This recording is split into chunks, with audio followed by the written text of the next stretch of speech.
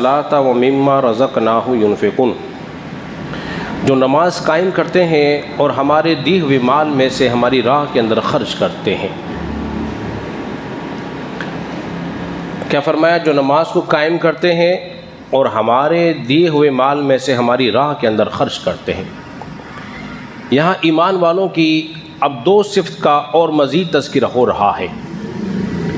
اس سے پہلے ایمان والوں کا جو پہلی صفت تھی، صفات تھی، اس کا تذکرہ ہو چکا ہے۔ وہ کیا تھی؟ الذین یؤمنون بالغیب، ایمان والے وہ ہیں جو بن دیکھے ایمان لاتے ہیں۔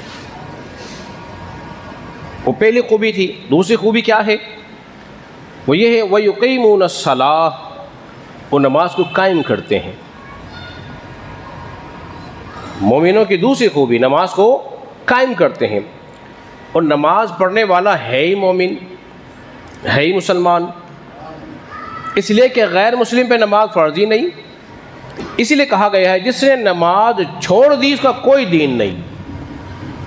کافر اور مسلمانوں کے درمیان فرق کرنے والی چیز کیا ہے؟ بولیے، وہ نماز ہے۔ اور دوسری صفت ہے مال خرچ کرنا۔ دیکھیے لفظ صلاۃ جو ہے وہ کئی معنی میں استعمال ہوا ہے۔ نماز کے معنی میں بھی آیا ہے، درود کے معنی میں بھی آیا ہے، دعا کے معنی میں بھی آیا ہے۔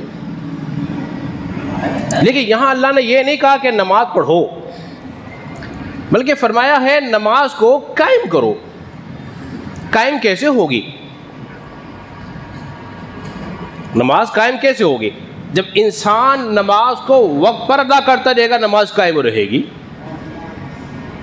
دیکھیے قرآن مجید فرقان حمید کے اندر ہے، سورہ معارج ہے، اللہ نے شاہ فرمایا الذین هم علی صلاتہم دائمون، اور وہ لوگ جو نماز کو ہمیشہ ادا کرتے ہیں پابندی کے ساتھ۔ اور ایک مقام پہ اللہ نے شاہ فرمایا والذین هم علی صلاتہم یحافظون، سورہ معارج ہے یہ بھی، اور جو اپنی نمازوں کی حفاظت کرتے ہیں، جو اپنی نمازوں کی حفاظت کرتے ہیں۔ پہلے کیا فرمایا؟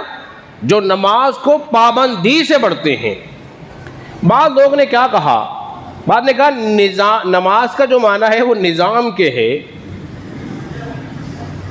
بھئی نظام قائم نہیں رہتا جب تک کہ پراپر نہ کیا جائے۔ گھر کا نظام بھی تب چلتا ہے جب طریقے سے کام چلتا رہے، نظام قائم رہے گا۔ اور کبھی کبھار کام کرنے سے نظام قائم بولیے قائم نہیں رہے گا۔ بالکل اسی طرح نماز قائم کرو، مطلب یہ کہ کبھی کبھی نہیں پڑھو، اور تم نے نماز ہمیشہ پڑھنی ہے۔ ارے کہیے نا سبحان اللہ، نماز کو ہمیشہ پڑھنی ہے۔ اور دیکھیے ایک مقام پہ اللہ نے ارشاد فرمایا والذین هم لفروجہم حافظون، یہ سورہ مومن بھی ہے اور سورہ معارج بھی ہے، دونوں کے اندر یہ آیت کریمہ موجود ہے۔ اپنی نمازوں، اپنی شرمگاہوں کی حفاظت کرو۔ تو ہمیں شرمگاہ کی حفاظت کرنے کا بھی حکم دیا ہے، یا نماز کی حفاظت کرنے کا بھی حکم دیا ہے۔ یعنی کہ نماز کو ظاہری باطنی طریقے سے تم ادا کرو، انشاءاللہ حفاظت ہو جائے گی۔ اس لیے کہ نماز جو ہے وہ جنت کی کنجی ہے۔ میں بتا چکا ہوں حدیث مبارکہ کیا ہے جنت کی کنجی۔ کنجی کہتے ہیں چابی کو، اور جب تک چابی تالے میں پوری اندر جائے نہیں اور سارے دانتے اس کے لگے نہیں تو تالا کھلنے والا بولیے نہیں ہے۔ میں اور سمجھانے کے لیے اس کو آسان کر دوں، یہ سمجھ لیجئے کہ یہ چابی ہے نماز جنت کی، اس میں 5 دانے بنے ہوئے ہیں۔ کتنے بنے ہوئے ہیں؟ 5۔ تو جنت میں داخل تب ہی ہوگے جب دروازہ کھلے گا، اس پہ قفل لگا ہوا ہے، چابی تمہارے پاس ہے۔ جب 5 وقت نماز ادا کرو گے پابندی کے ساتھ تو انشاءاللہ جنت میں داخل ہو جاؤ گے۔ نماز کبھی کبھار کا نام نہیں ہے، کبھی پڑھ لی تو پڑھ لی، جب دل کرے پڑھ لی، جب دل کرے چھوڑ دی۔ اس شے کا نام نماز نہیں ہے۔ رسول اللہ صلی اللہ علیہ وسلم کو سب سے محبوب اور پیاری شے کیا تھی؟ وہ نماز تھی۔ ازواج مطہرات فرماتی ہیں کہ رسول اللہ صلی اللہ علیہ وسلم ہمارے ساتھ بیٹھے رہتے تھے، باتیں کرتے، بیویاں تھی، باتیں کر رہے ہیں، ہمارا دل لگاتے، اور جیسے ہی نماز کا وقت ہوا ایسے اٹھ کے چلے جاتے جیسے ہمیں جانتے بھی نہیں۔ اب کیا اس بات سے کیا معلوم ہوا؟ جب نماز کا وقت آ جائے گا ہر جان پہچان بھول جائے گی، رب کے پہچان کی بار پہلی آئے گی۔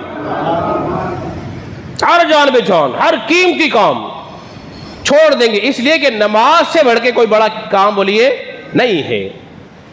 اور دوسری جو خوبی بیان کی گئی ہے وہ ہے الذین ومما رزقناہم ینفقون، جو ہمارے دیے ہوئے مال میں سے ہماری راہ میں خرچ کرتے ہیں۔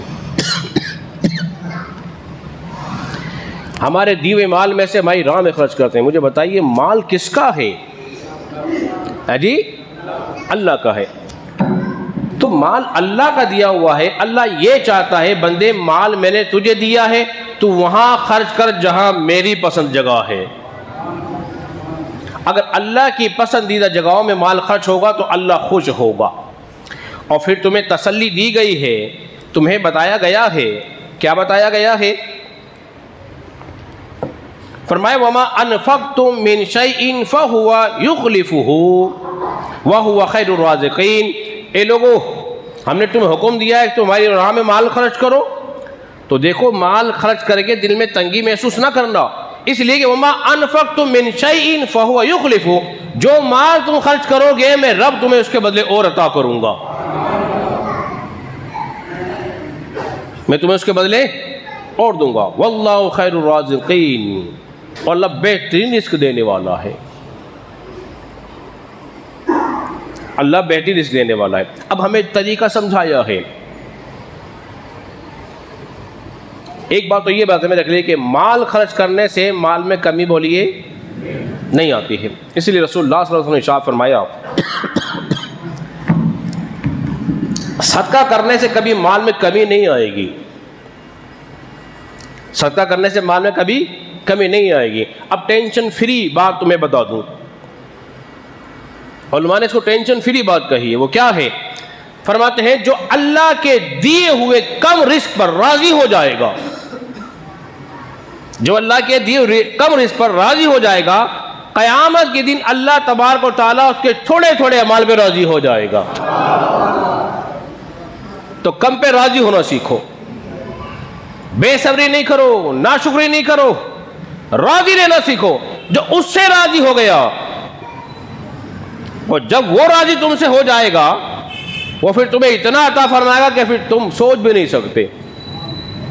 اور آخری بات، مال خرچ کرنے کی بات بتائی ہے تو اللہ نے ڈھنگ سکھایا ہے کس کا؟ مال خرچ کرنے کا۔ دیکھو مال تم نے خرچ کرنا ہے تو اے اللہ کیسے مال خرچ کرے؟ تو اللہ نے وہ طریقہ ہی بتایا، دیکھو مال ایسے خرچ کرنا ہے۔ وہ کیا ہے؟ الذین ینفقون اموالہم فی سبیل اللہ، اور جو اپنے مال کو اللہ کی راہ میں خرچ کرتے ہیں، ثم لا یتبعون ما انفقوا منا ولا اذى، جو اللہ کے دیے ہوئے مال میں سے اس کی راہ میں خرچ کرتے ہیں، خرچ کرنے کے بعد کیا کرتے ہیں؟ ڈھنگ کی بات آ رہی ہے۔ فرمایا جو دینے کے بعد احسان نہیں جتاتے، احسان جتا کے تکلیف نہیں دیتے ہیں، من نو ولا اذلہم، من نو ولا اذلہم، تکلیف نہیں دیتے ہیں۔ آج ہم کسی کی مدد کر کے 50 کے سامنے اعلان کرتے ہیں، بتائیے اس کو تکلیف ہوگی کہ نہیں ہوگی؟ ارے بولیے تو اس کو ذلیل کرنا ہوا، اس سے اللہ نے منع فرمایا ہے، ڈھنگ ایسا سکھایا ہے، دو بھی اور احسان بھی نہ جتاؤ۔ اس لیے میں بار بار کہتا ہوں میرے دوستو، میرے عزیز بزرگوں دوستو، کچھ کام ایسے کر لو جن کی خبر صرف تمہیں ہو، کسی دوسرے کو نہ ہو۔ لیکن ہم تو کیا کرتے ہیں کہ ایک کام کر لینا 10 کو بتاتے ہیں، تشہیر چاہتے ہیں، تشہیر، مقبولیت چاہتے ہیں، بس لوگوں میں واہ واہ ہو جائے۔ بھائی واہ واہ ہوگی تھوڑی دیر کے لیے ہو جائے گی، اجر سے محروم ہو جاؤ گے، مال بھی گیا، ثواب بھی نہیں۔